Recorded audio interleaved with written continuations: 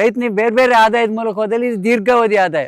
ರೈತನಿಗೆ ಬೇರೆ ಬೇರೆ ಮೂಲದ ಆದಾಯ ಅಂದ್ರೆ ನಿಮ್ ಪ್ರಕಾರ ಹೆಂಗೆ ಅದು? ನಮ್ ಪ್ರಕಾರ ಅಂದ್ರೆ ರೈತನಿಗೆ ದಿನದ ಆದಾಯ, ತಿಂಗಳ ಆದಾಯ, 3 ತಿಂಗಳ ಆದಾಯ, 6 ತಿಂಗಳ ಆದಾಯ, ವರ್ಷದ ಆದಾಯ, ಬಹು ವರ್ಷದ ಆದಾಯ, ಈ ರೀತಿ 30 ವರ್ಷದ ಆದಾಯ ಈ ರೀತಿ ಪ್ರತಿ ರೈತರಿಗೂ ಇರ್ಬೇಕು. ದಿನದ ಆದಾಯ ಅಂದ್ರೆ ಒಂದು 30,000 ರೂಪಾಯಿ ಕೊಟ್ಟು ದನ ತಂದ್ರೆ ಮರು ದಿವಸವೇ 100 ರೂಪಾಯಿ ಸಿಗುತ್ತೆ.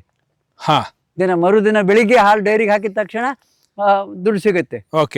ಒಂದು ನೀವು ಹರುವೆ ತರಕಾರಿಗೆ ಇದು ಸೊಪ್ಪುಗಳು ಇದೆಲ್ಲ ಬೆಳೆದ್ರೆ 20 ದಿವಸಕ್ಕೆ ಆದಾಯ ಬರುತ್ತೆ. ಸೌತೆ ನಟ್ರು 3 ತಿಂಗಳು ಇವತ್ತು. ಆಮೇಲೆ ಇನ್ನು ಅಡಿಕೆ ತೆಂಗು ವರ್ಷದಲ್ಲಿ 2-3 ಸರಿ ಬರುತ್ತೆ.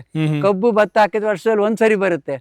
ಸಾಗವಾನಿ ಹಲಸು ಹೆಬ್ಬೆಲ್ಸ್ ಹಾಕಿದ್ರೆ 30 ವರ್ಷದ ನಂತರ ಪೆನ್ಷನ್ ಬರುತ್ತೆ. ವರ್ಷಕ್ಕೆ 2 ಮರ ಕಡಿದ್ರೆ 2 ಲಕ್ಷ ಬರುತ್ತೆ. 2 ಲಕ್ಷ ಬರುತ್ತೆ. ಬದಿ ಮೇಲೆ ಹಾಕಿದ್ವಿ ಮೊದ್ಲೇ 30 ವರ್ಷ ಮೊದ್ಲೇ ಚಿಂತನೆ ಮಾಡಿರ್ಕೊ. ಹೌದು, 30 ವರ್ಷ ಮೊದ್ಲೇ ಚಿಂತನೆ ಮಾಡಿರ್ಕು. ಹೌದು. ನಾನೀಗ ಹಾಕಿದ ಮರ ನಾ ಮನೆ ಕಟ್ಟಲಿಕ್ಕೆ ಉಪಯೋಗಿಸಿದ್ದೇನೆ. ಮರ ಮಾರಾಟ ಮಾಡ್ಲಿಕ್ಕೂ ನನ್ನ ಹತ್ರ ಇದೆ, ಸಾಕಷ್ಟು ಮರ ಇದೆ. ಈಗಲೂ ಮತ್ತು ಇಲ್ಲೊಂದು 50-60 ಗಿಡ ಹಾಕಿದ್ದೇನೆ. ನನ್ನ ಮೊಮ್ಮಕ್ಕಳಿಗೆ ಪೆನ್ಷನ್ ಮಾಡಿ ಇಟ್ಟು ಹೋಗ್ಬೋದು. ಹೌದಾ? ಅಂದ್ರೆ ಒಬ್ಬ ರೈತ ಆದಾಯದಲ್ಲಿ ಸ್ವಾವಲಂಬಿ ಆಗ್ಲಿಕ್ಕೆ ಈ ರೀತಿ ಒಂದು ಮಾಡಿದ್ರೆ ಆಗತ್ತೆ. ಒಂದು ಹೆಣ್ಮಗು ಹುಟ್ಟಿದ ತಕ್ಷಣ 50 ಸಾಗುವಾನಿ ಗಿಡ ಹಾಕಿದ್ರೆ ಹೆಣ್ಣಿನ ಮದುವೆ ಮಾಡುವಾಗ ಮದುವೆ ಹಣ ಹುಡ್ಕಕ್ಕೆ ಹೋಗೋದು ಬೇಡ. ಹೌದಾ?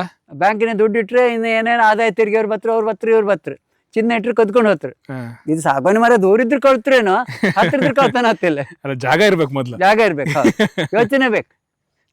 ಯೋಜನೆ ಮೊದಲು ರೈತ ಮಾಡ್ಕೊಂಡಿರ್ಬೇಕು ಪ್ರತಿದಿನ. ಹೌದು, ಪ್ರತಿದಿನ ನಾಳೆ ಏನ್ ಕೆಲಸ ಮಾಡ್ಕ ಏನ್ ಆದಾಯ ಮಾಡ್ಕ ಚಿಂತನೆ ಮಾಡ್ತಾ ಹೋಯ್ಕ.